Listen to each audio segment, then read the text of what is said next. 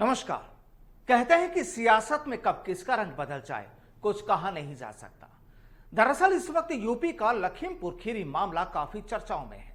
पिछले 4 दिनों से लखीमपुर खीरी हिंदुस्तान में इतना चर्चाओं में आ गया कि अब से पहले वहां के लोग भी शायद अपने इलाके का नाम इतनी बार नहीं लेते होंगे। और वहां जो भी कुछ हुआ वो वाकई गलत हुआ और ऐसा कतई नहीं होना चाहिए। जाहिर है गुनहगारों पर कड़ी कानूनी कार्रवाई होनी चाहिए और शायद कुछ ऐसी ही मांग इस वक्त हिंदुस्तान में कांग्रेस नेताओं की भी है। देश के सभी बड़े कांग्रेस नेताओं ने इस वक्त लखीमपुर खीरी की तरफ दौड़ लगानी शुरू कर दी है। कोई कामयाब हुआ वहां पहुंचने में तो किसी को बीच रास्ते में ही लौटा दिया गया। पंजाब सीएम चन्नी साहब तो राहुल गांधी और प्रियंका गांधी के साथ हो आए और इसका मलाल अब पूर्व पीसीसी अध्यक्ष नवजोत सिंह सिद्धू को भी रहा तो उन्होंने भी आज उसी तरफ कूच कर दिया। काफी तादाद में कार्यकर्ता साथ थे तो पुलिस ने उन्हें इजाजत नहीं दी और हरियाणा यूपी बॉर्डर पर उन्हें जाने से रोक दिया गया। जाहिर है बहसबाजी भी हुई और तकरार भी। खैर, अब बात करते हैं राजस्थान की। तो राजस्थान से कल पूर्व डिप्टी सीएम सचिन पायलट ने भी लखीमपुर खीरी का रुख किया था, लेकिन मुरादाबाद में उन्हें भी रोक लिया। दरअसल कल दोपहर टोंक में उनके कार्यक्रम थे, लेकिन वो कैंसिल किए गए और शायद ऊपर से मिले आदेशों के बाद उन्होंने अपनी गाड़ी लखीमपुर की तरफ दौड़ा दी।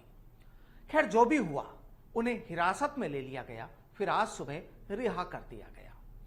लेकिन एक बार फिर कल पर आ जाते हैं। दरअसल जब कल यानी बुधवार को पायलट ने दिल्ली होते हुए लखीमपुर का रुख किया तो राजस्थान प्रदेश कांग्रेस में भी हलचलें तेज हो गई।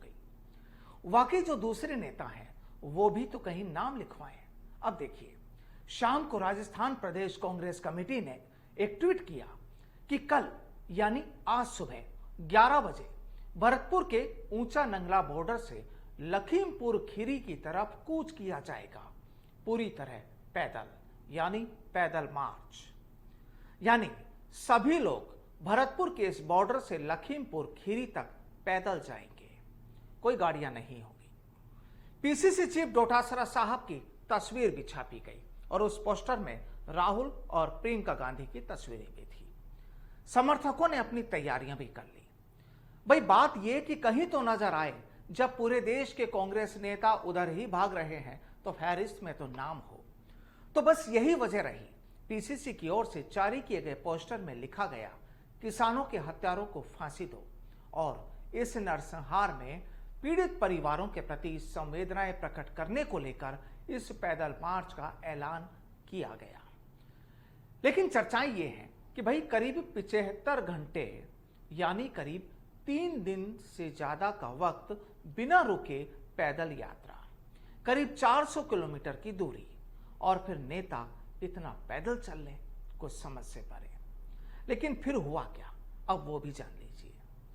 आज सुबह पीसीसी चीफ डोटासरा साहब अपने समर्थकों के साथ जयपुर से लग्जरी गाड़ियों में बैठकर, क्योंकि आगे पैदल चलना था, तो निकल पड़े अपने टारगेट पर।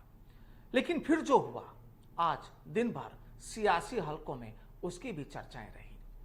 दरअसल जो खबरें सामने आई हैं उसके मुताबिक डोटासरा साहब और उनके समर्थक यूपी बॉर्डर तक पहुंच तो गए अपनी गाड़ियों के जरिए।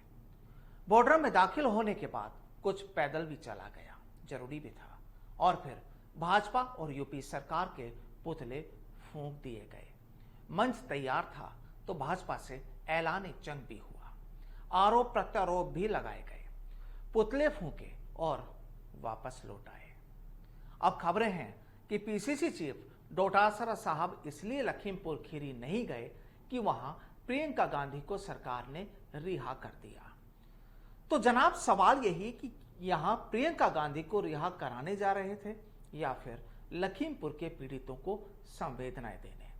और अगर ऐसा ही था तो फिर कल पोस्टर क्यों छापा गया? अब कहीं ऐसा तो नहीं कि जिस तरह कल पायलट ने अपनी उड़ान भरी थी, कहीं उसी से परेशान होकर ऐलान तो कर दिया लेकिन काम पूरा नहीं हो पाया।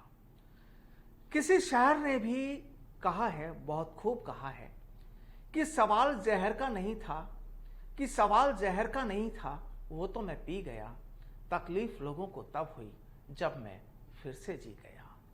बहरहाल ये सियासत है जिसे देखकर गिरगिट भी शर्मा जाता है। नमस्कार।